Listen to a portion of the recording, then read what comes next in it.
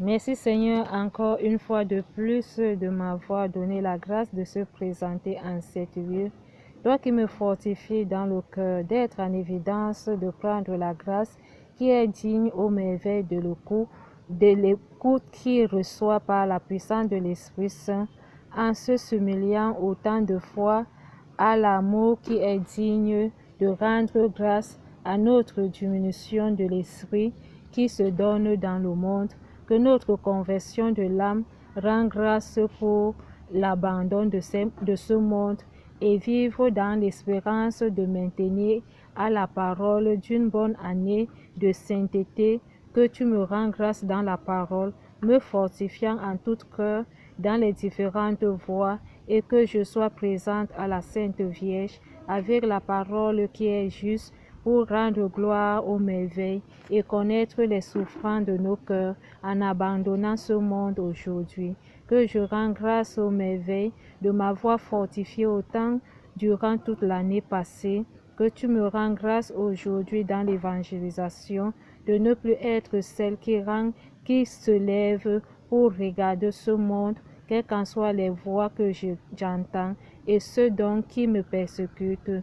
que le pardon des péchés vive à mon cœur, et je demande toujours le pardon en tout lieu que je me retrouve, dans mon cœur, dans mon âme et dans mon esprit.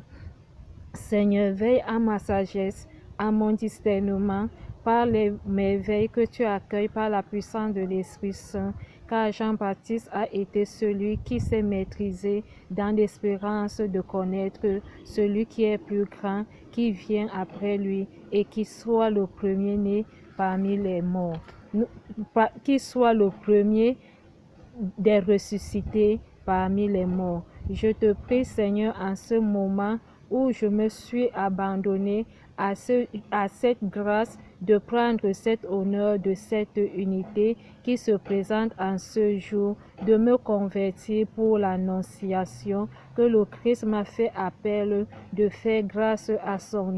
son écho qui exauce nos prières à sa volonté et non à notre volonté. La voix de l'époux est celle qui a été l'ami de l'époux, et rendre grâce à l'époux qui est digne à la servante, qui est juste de se glorifier dans la foi et vivre avec les œuvres que Jésus-Christ nous implore tous dans la première lettre qui nous est donnée dans la première lecture qui est la lettre de Saint Paul. Nous te rendons grâce, Seigneur, aux merveilles que nous sommes à l'écoute de toutes nos demandes, qui est à toi.